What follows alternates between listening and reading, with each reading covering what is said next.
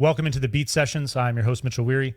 And with the blessing and effort of his family and longtime collaborator, Dion Liverpool, the world has finally been gifted forever. Phife Dawg's second and final solo album was released on March 22nd, 6 years to the day after his tragic and untimely passing.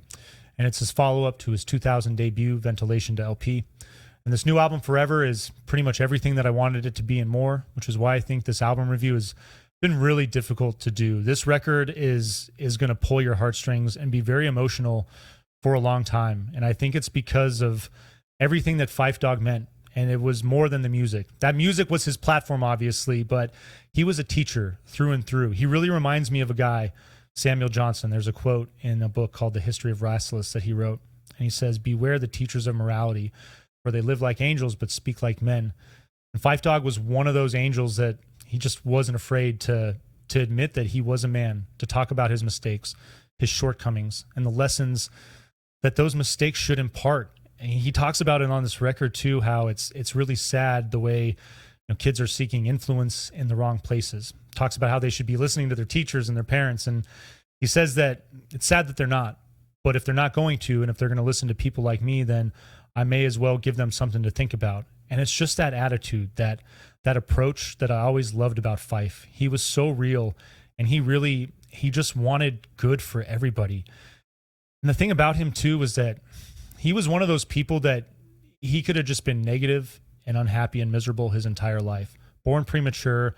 His twin brother, Michael, actually passed away in infancy, and he was 5'3", sick pretty much his entire life with diabetes. Phife Dawg pretty much had any and every excuse that he wanted to just fold and give up with any regard to life. And he didn't. Instead, he woke up every day and he fought. And he didn't just become a hip-hop artist. He became one of the most legendary and influential hip-hop artists of all time. And you talk about his size at 5'3". I think anybody that saw him perform with Tribe in the 90s would probably be the first to tell you that there's arguably no performer alive today, even now, that can match his presence. Just a giant on stage. And I think that that's why he was so important to so many people. We all have our struggles. We all have our shortcomings. I know that if you're familiar with the channel, you've probably noticed that I don't have my left hand. I was born that way.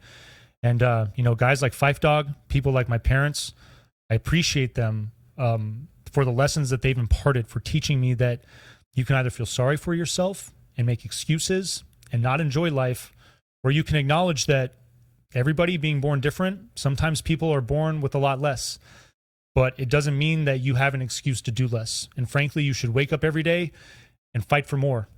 It's the only other option you have. And I love Phife for that reason. I never met the man. I don't even know anybody who knows the man.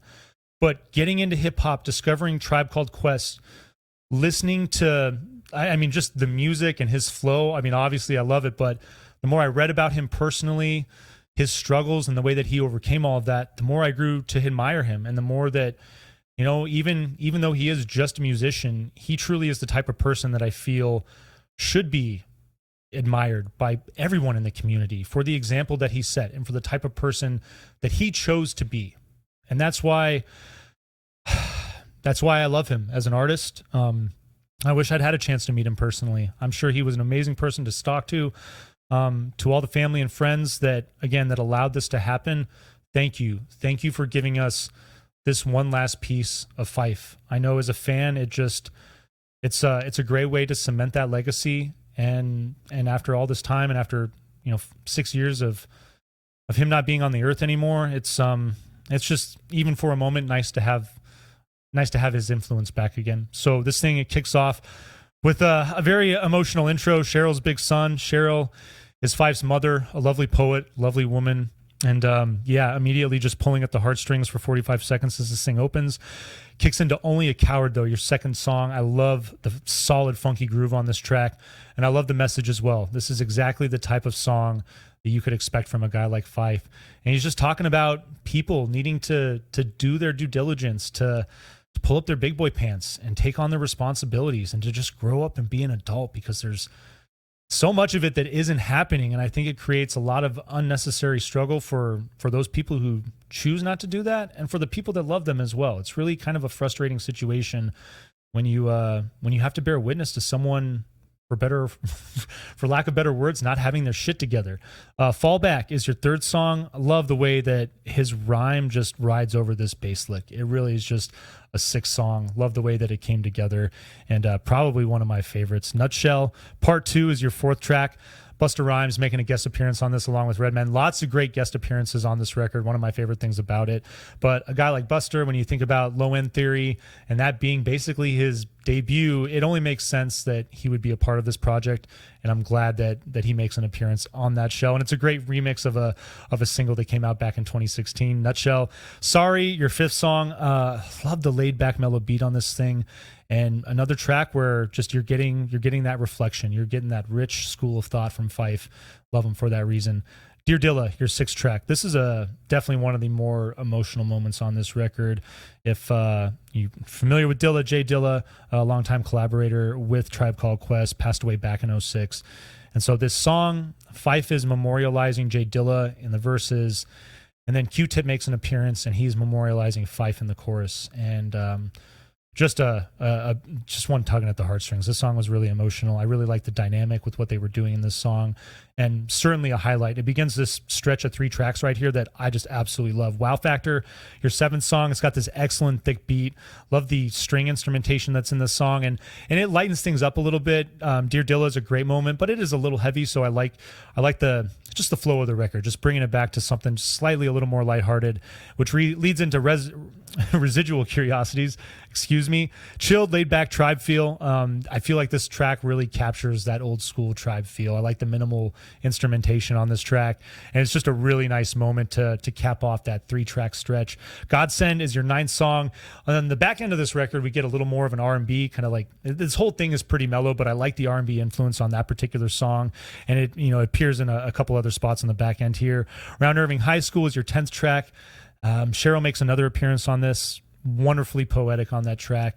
It's another one that's really just gonna wreck your heart, and I say that in a good way. This album is, again, it's very heavy. Expect to feel emotional when you listen to this thing, because there are songs like this that, this album it's our final swan song from Phife, and I think that tracks like this are certainly appropriate, and they really resonate incredibly well. French Kiss Toi is your 11th track. Talk about, steering out of the kind of these heavier moments, but I like this song. I like that R&B flavor that's highlighted on this track. Leads into your penultimate track, To Live Forever, which it's got this great funky bass behind this light guitar. Really like the instrumentation there. And I love the vocal outro on this song. And you talk about Phife, and it's just a great moment where he talks about how it's sad that kids are seeking influence and inspiration from the wrong sources. He talks about how they should be listening to their teachers, listening to their parents, and it's sad that they don't. But if they're not going to, he talks about if they're going to listen to a guy like me, then, lyrically, I should be giving them some food for thought. And that right there, it says it all about Phife. He talks about the hook, and I'm a guy that, I love pop music. I love the hook. I talk about it all the time on this channel. But I agree with Phife. Life is about more than the hook. Life is about that substance. It's about that flow. It's about those verses. And when I first started getting into hip hop, that was one of the first things I noticed about Tribe Called Quest. Is it reminds me of punk music a little bit in that regard, and that the whole song, just the rhyme scheme, the flow is the hook. And and that's just, you get on this just 3.5 minute little raft, and you just float along to it. And in discovering hip hop and in discovering Tribe, they do it best. And Phife as well, lyrically, just a monster, just a god amongst men on the mic. And your final song, Forever, is an excellent tune. It's hip hop meets classic pop. I love the big classic pop instrumentation on this track, and you consider it his final track in the catalog. He's a man that his legacy will live on forever. And again, it's not just his music, it's what he represented. Just the human spirit, him as a person. Miss you, Phife. Like I said, never even met the man. Don't know anybody who knows him, but your influence and your spirit, you were larger than life, man. And the world is better for having you. The world's better for having this record too. We're obviously going to vinyl please this thing, and I have no problem saying that this is probably going to be my favorite album of the year. Hope you enjoy listening to it. Hope you find this review helpful as well. Please like this video, share it, subscribe to the channel, do all the things to help me blow this project up in 2022, and stay tuned throughout the week for more album reviews. We'll see you next time on the Beat Sessions.